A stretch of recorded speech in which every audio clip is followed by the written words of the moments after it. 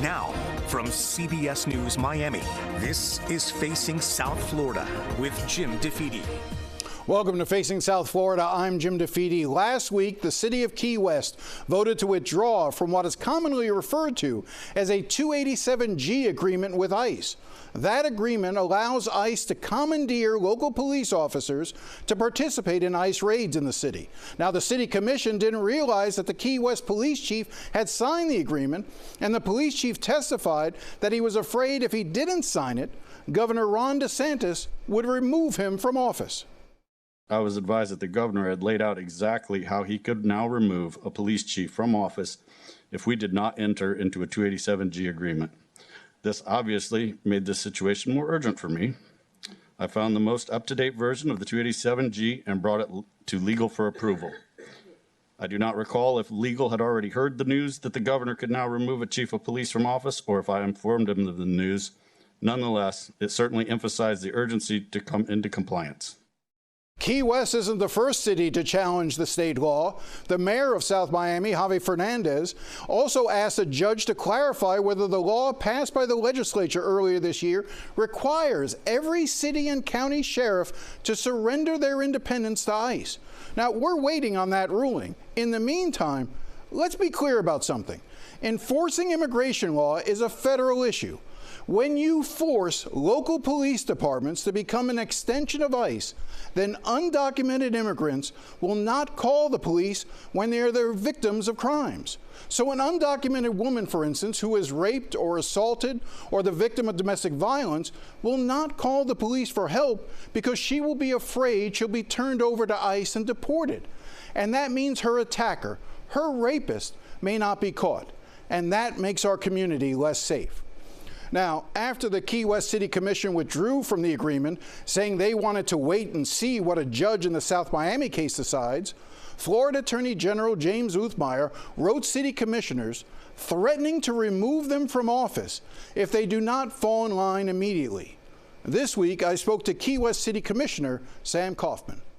I happen to be a lawyer, and I reviewed the Florida statutes under Chapter 908. I reviewed the pleadings in the pending litigation between the city of South Miami and responses from the governor and the attorney general. I reviewed all the law, and I also reviewed the bills that died in the legislature earlier this year in the special session concerning immigration. Those bills would have required cities to participate in these 287G agreements. So my conclusion after reading everything was that the city of Key West was not required, and there is not a mandate. And that's the same position that the city of South Miami is taking at this time. Do you feel like you're trying to be bullied, that the governor and the attorney general is attempting to bully Key West and other cities to simply comply? I wouldn't go that far in using that sort of language. I would say that we have a different interpretation of the law. And what we should be doing is allowing the courts to have their say. We live in a country of laws. We have due process. We have a process to determine these questions. It's very clear that the city of Key West is not a sanctuary city. If you read the AG letter that was produced this week, it's clear in the letter that the city of Key West cooperates, assists, and supports in immigration enforcement.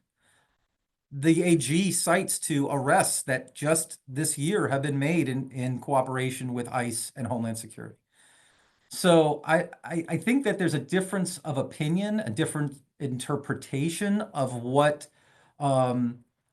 constitutes a sanctuary city. And I am very confident that the city of Key West is not a sanctuary city.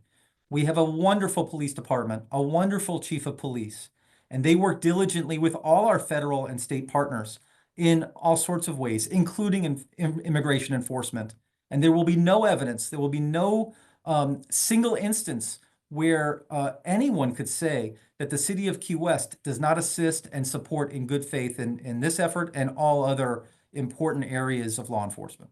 But if you look at the Attorney General's letter, it is clearly a threatening letter that essentially he's threatening that unless you reverse this position, that the commission does not reverse its position, he will seek remedies, including removing all of you from office. Do you not read it that way? I do. I am not disagreeing with you. I can tell you I received the letter and I have read it a few times and I take it very seriously.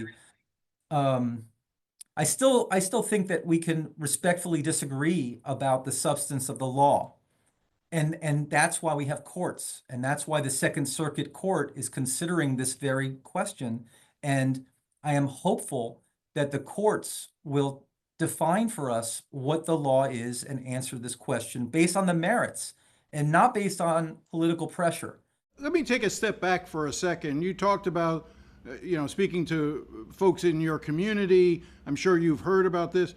What is your general impression? Again, I realize you speak only for yourself. You're not speaking on behalf of the city of Key West.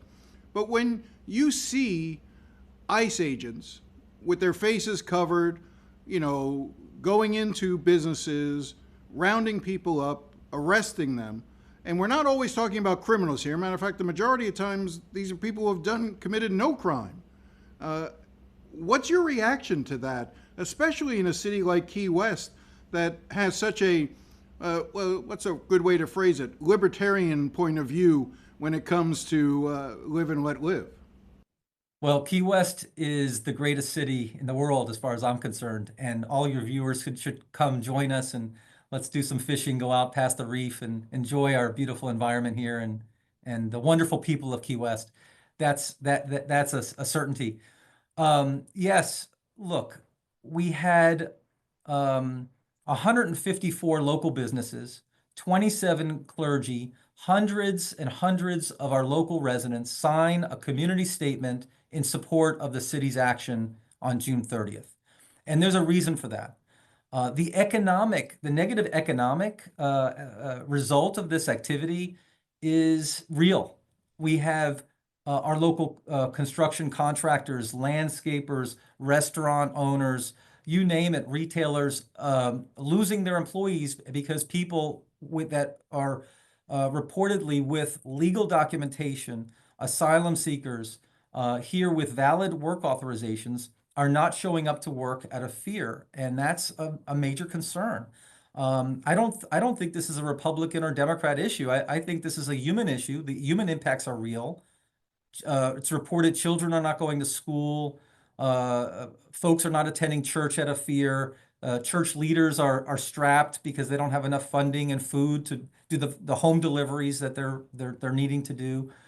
So it is heartbreaking from that perspective, but it's also huge potential economic losses that we're talking about. So yes, these are great concerns, and it's not just a Key West issue. I think this is a national issue and certainly a state of Florida issue. We need to address it.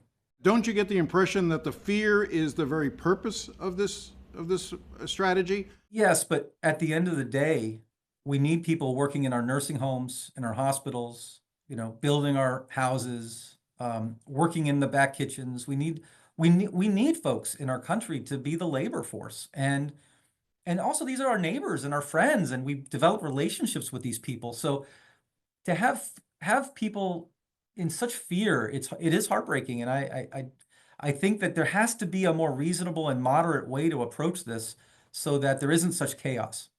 Now, we'll keep an eye on what happens Tuesday, but my guess is city commissioners in Key West will cave, not because they believe it's the right thing to do, but because they are afraid.